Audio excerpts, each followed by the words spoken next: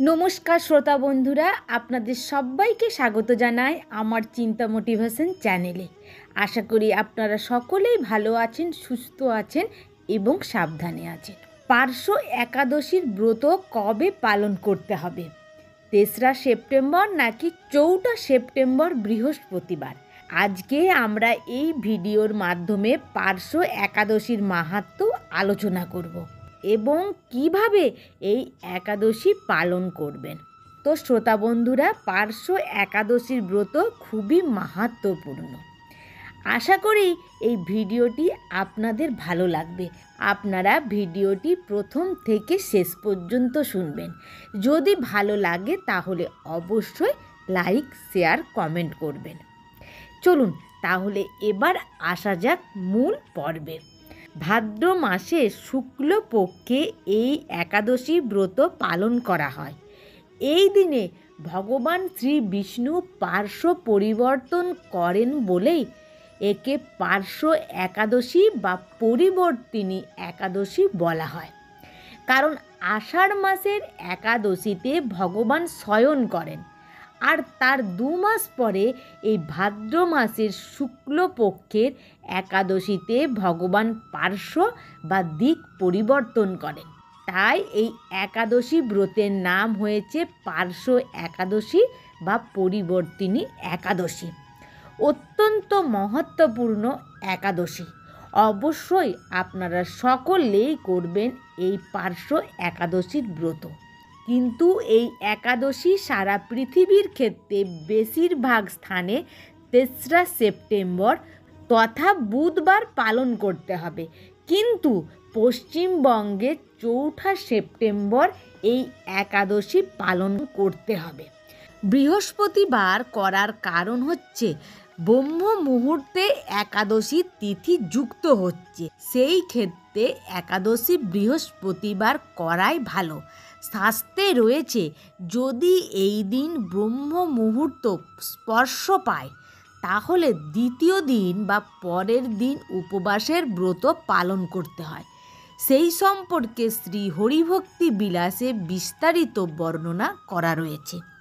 যেহেতু বুধবার একাদশী তিথি ব্রহ্ম মুহূর্ত সময়কালে এবং বৃহস্পতিবারের ক্ষেত্রেও একাদশী ব্রহ্ম মুহূর্তে স্পর্শ হচ্ছে, সেই কারণে বৃহস্পতিবার ব্রত পালন করতে হবে। এবারে আসা যাক একাদশীর দিন কি খাবেন বা কি খাবেন না, বা কি করবেন বা কি করবেন না।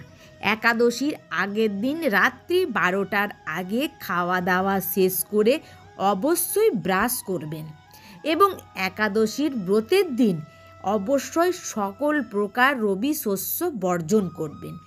যাদের পক্ষে নির্জলা উপবাস করা সম্ভব তারা অবশ্যই নির্জলা উপবাস করবেন, আর যাদের পক্ষে নির্জলা উপবাস করা সম্ভব নয় তারা ফল, দুধ, ডাবের জল, সাবুদানা এই সমস্ত খেতে পারেন।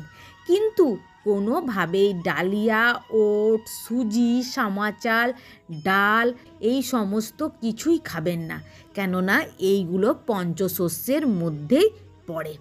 একাদশীর উপবাস করে ভালো ফল পেতে অবশ্যই যতটা নিষ্ঠা সহকারে এই ব্রত পালন করা যায় সেটাই চেষ্টা করবেন।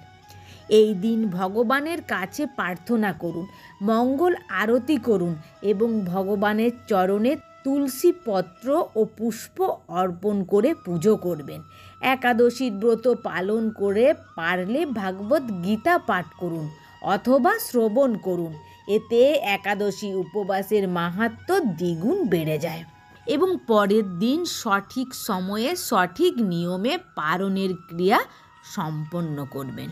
এবারে আসা যাক পার্শ্ব একাদশী বা পরিবর্তন একাদশীর ব্রতের মাহাত্ম্যের কথায়। ব্রহ্ম বৈবর্ত পুরাণে ভাদ্র মাসের শুক্লপক্ষের পার্শ্ব একাদশীর মাহাত্ম্য শ্রীকৃষ্ণ সংবাদে বলা হয়েছে, যুধিষ্ঠির মহারাজ জিজ্ঞাসা করলেন ভগবানকে, হে কৃষ্ণ, ভাদ্র মাসের শুক্লপক্ষের একাদশীর নাম কি এবং এই ব্রত পালনে কি পূর্ণ লাভ হয়? উত্তরে ভগবান শ্রীকৃষ্ণ বললেন, হে ধর্মরাজ, মহাপুণ্যপ্রদা, সমস্ত পাপ ফারিণী এবং মুক্তিদায়িনী এই একাদশী বাজপেয়ী যজ্ঞ থেকেও বেশি ফল দান করে।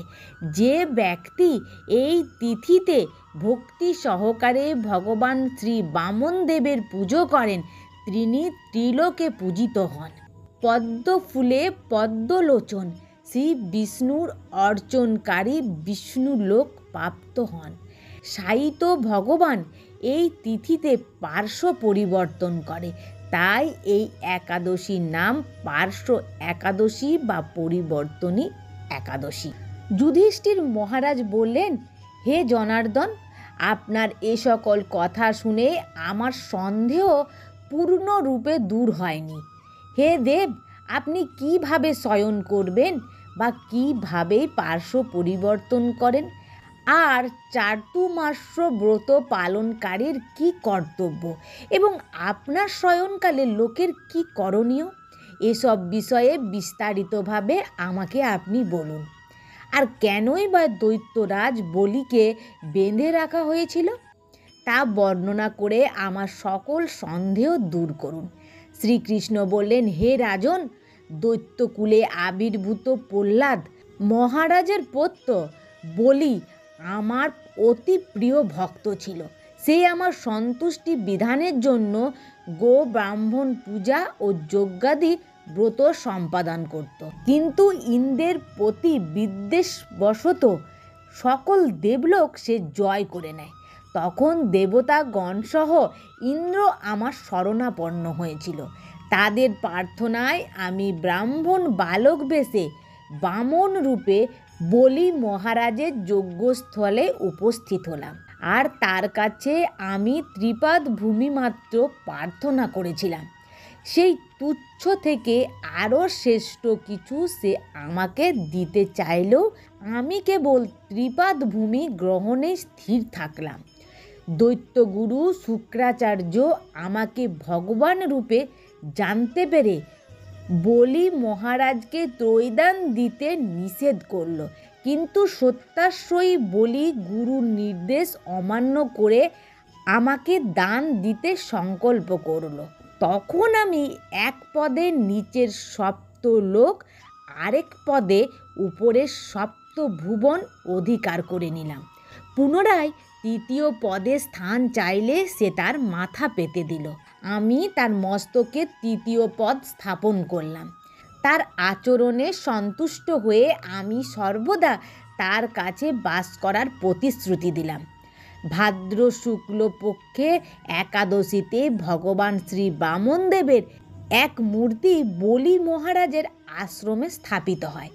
দ্বিতীয় মূর্তি ক্ষীরসাগরে অনন্ত দেবের কোলে শয়ন একাদশী থেকে উত্থান একাদশী পর্যন্ত 4 মাস শয়ন অবস্থায় থাকেন। এই 4 মাসে যে ব্যক্তি নির্দিষ্ট নিয়ম ব্রত বা জপ তপ ব্যতীত দিন যাপন করে সেই মহামূর্খ জীবিত থাকলেও তাকে মৃত বলে জানতে হবে। শ্রাবণ মাসে শাক, ভাদ্র মাসে দই, আশ্বিনে দুধ, কার্তিক মাসে মাসকলাই বর্জন করে এই 4 মাস শ্রীকৃষ্ণের আরাধনা করতে হয়। প্রতিটি একাদশী ব্রত যথাযথ পালন করতে হয়। সাহিত্য ভগবান পার্শ্ব পরিবর্তন করে বলে এই একাদশী মহাপুণ্য ও সকল অভীষ্ট প্রদাতা। এই একাদশী ব্রত পালনে 1,000 অশ্বমেধ যজ্ঞের ফল পাওয়া যায়। পার্শ্ব একাদশীর ব্রত এখানেই সমাপ্ত হলো। আশা করি আপনাদের ভিডিওটি ভালো লেগেছে। আপনারা ভালো থাকবেন, সুস্থ থাকবেন এবং সাবধানে থাকবেন।